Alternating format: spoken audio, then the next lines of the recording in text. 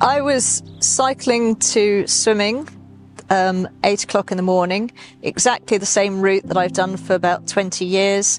I was intending to turn right. I knew the lorry that hit me was turning left. I don't remember the point of impact, but I know that he knocked me off and then drove over the top of me. I do recall lying underneath the lorry and watching him drive over my arm and my shoulder. I couldn't see anything because I was lying face down, so I couldn't see the injuries that had been inflicted. I suppose I was saved a lot there by just lying face down. Ultimately, I lost my right leg completely. I've got a 10 centimetre of femur. My clavicle, my shoulder, my elbow, my humerus, my wrist, most of the bones in my hand were all crushed. And also my pelvis and hip was broken on the right-hand side. The injuries were literally straight down the right-hand side. I was in intensive care for 4 days in a coma, and then they brought me round and I spent a further 5.5 months in hospital. I had multiple infections, multiple surgeries. I think it came to 11 or 12 surgeries.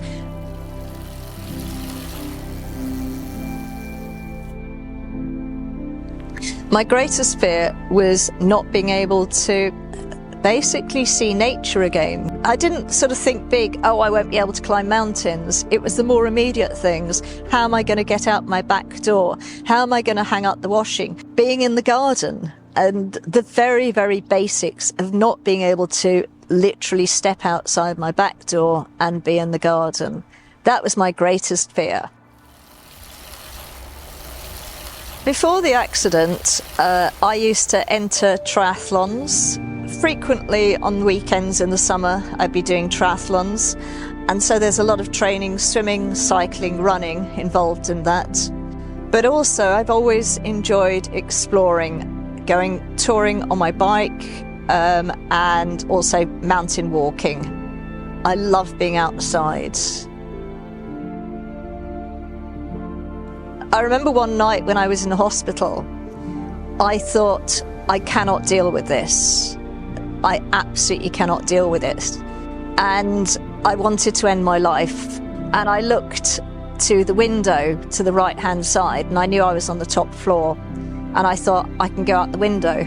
And then the realization that I could not physically move meant I couldn't even end my own life. I was so dependent, I couldn't put an end to it, which is incredibly terrifying. And so I had the revelation that there was only one other alternative, and that was to fight and to use what I had used all my life to win events. You know, that determination to work as hard as I possibly could and to keep pushing and keep trying and keep working until I got the results I wanted. Adam Brooks approached me and said, you've been involved in an accident and you're entitled to make a legal claim. And we have these solicitors, these companies who we recommend, but you do not have to choose any of them, and you don't have to make a legal claim if you don't want to. Well, the thing is I've been with Cycling UK as a cyclist for years, and I want to use the solicitors that represent them because I want a company who is going to really understand about cyclists. And I knew that somebody who's worked for Cycling UK would have supported the whole ethos of cycling and understood what a cyclist goes through on the roads. Anyhow, I said, well, I'll pick Slater and Gordon because it seems to ring a bell in my head. And I was lying in bed and this very nice man comes round to see me, and he talks to me, and I tell him exactly what I've said. You know, my loyalties actually lie with the solicitors that work with Cycling UK. And he just laughed. And he said, have you looked at the legal pages at the back of the magazine? And I said, yes. And he said, that's my photo. And he said, I am the solicitor that represents Cycling UK. And Richard also said he was a cyclist. And that was my main concern. I didn't want to have to explain how cyclists ride. I didn't want to have to explain the whole ethos of cycling. So that's why it was Richard and Slater and Gordon. Richard's was superb. He often acted as a sort of mentor to me, and he certainly had me in floods of tears down the phone about things. I think I used him as more as a counsellor, someone who understood, I could talk to. That was why it was so good, was having somebody there who fully understood my circumstances.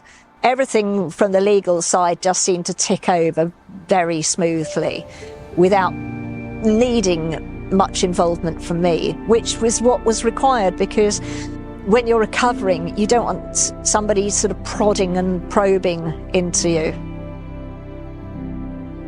I met someone the other day who was only 6 weeks out of amputation, and I said, don't give up on your dreams. And I really felt I could say that with just absolute certainty. If you've got your dream ahead of you, you just keep it in sight and keep aiming for it. It won't happen tomorrow, but it will happen if you just keep aiming for your dreams. And it might be slightly different. It might not be the way you expected it. But if you aim high, you'll get there.